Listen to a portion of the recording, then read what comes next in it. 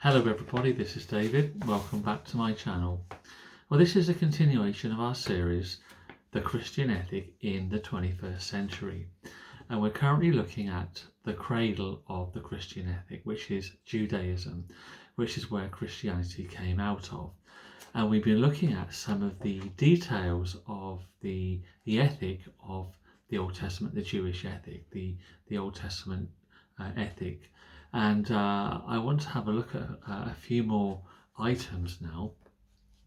So to the Jewish mind, the business in business, morality was a great matter. It mattered intensely. Now, one of the most extraordinary things about the ethic of the Old Testament is that the obligation to have just weights and measures is laid down no fewer than 7 times. Now, 7 in biblical numbers is the number of perfection. So these 7 times are in the book of Leviticus chapter 19 verses 35 and 36, the book of Deuteronomy chapter 25 verses 13 to 16, the book of Proverbs chapter 16 verse 11, the book of Ezekiel chapter 45 verses 10 to 12, the book of Amos chapter 8 verses 4 to 6, and the book of Micah as well. As the writer of the Proverbs said, a just balance and scales are the Lord's. All the weights in the bag are his work. So here is the God not only of the sanctuary and the church, but of the counter and the shop floor, the workplace.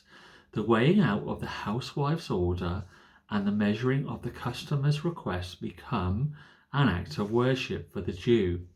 And that is why I think it is safe to say that you will never find a dishonest Jew who is stuck to his religion. So one of the outstanding features of the Jewish law is its stress on responsibility.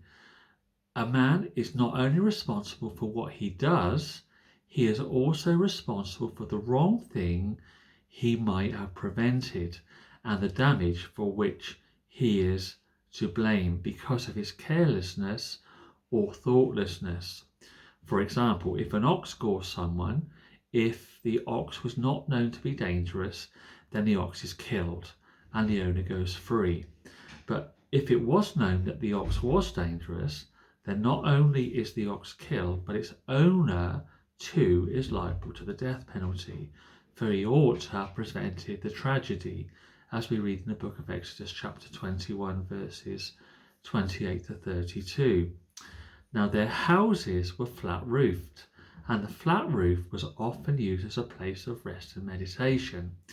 So it was laid down by the law that if a man built a house, he must build a parapet around the roof, as we read in the book of Deuteronomy chapter 22 verse 8, that you may not bring the guilt of blood on your house if someone falls off of it.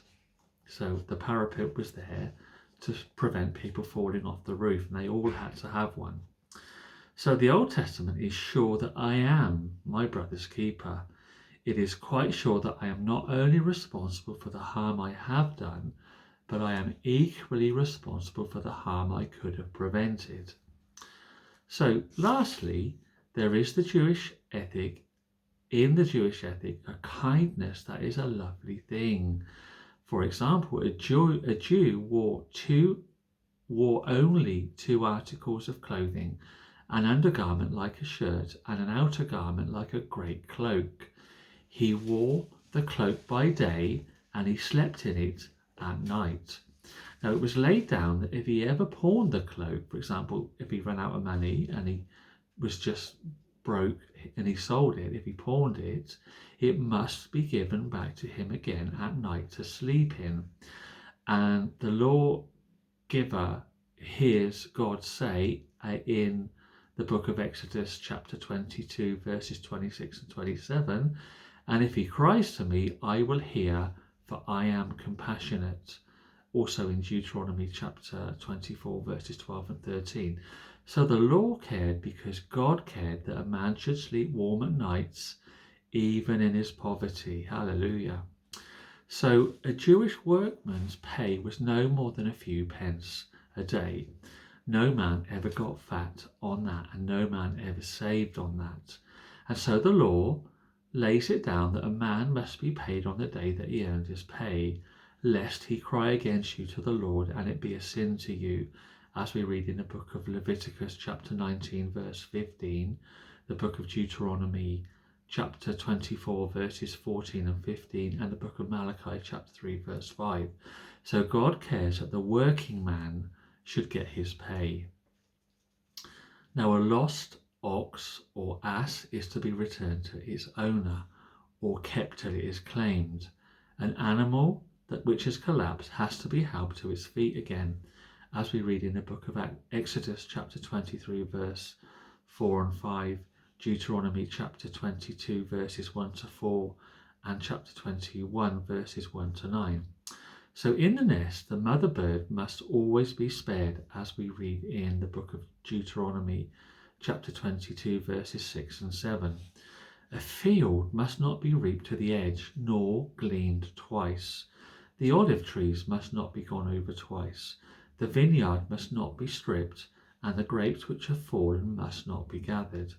For something must always be left for the poor and the stranger, as we read in the book of Leviticus chapter 19 verses 9 and 10, and chapter 23 verse 22, and also in the book of Deuteronomy chapter 24 verses 20 and 21. A deaf man must never be cursed or sworn at, and a blind man must never be tripped up, as we read in Leviticus chapter 19 verse 14, and Deuteronomy chapter 28 verse 18. A man who had just married must be given no business to do and must be exempt from military service for 1 year, to be free at home, and for 1 year to be happy with his wife whom he has taken, as we read in Deuteronomy chapter 20 verses 5 to 7, and the book of Leviticus chapter 24 verse 5. So there are a few more wonderful ethics than the ethic of the Old Testament. It has the sternness and it has its severity, but it has also its mercy and its kindness and its love.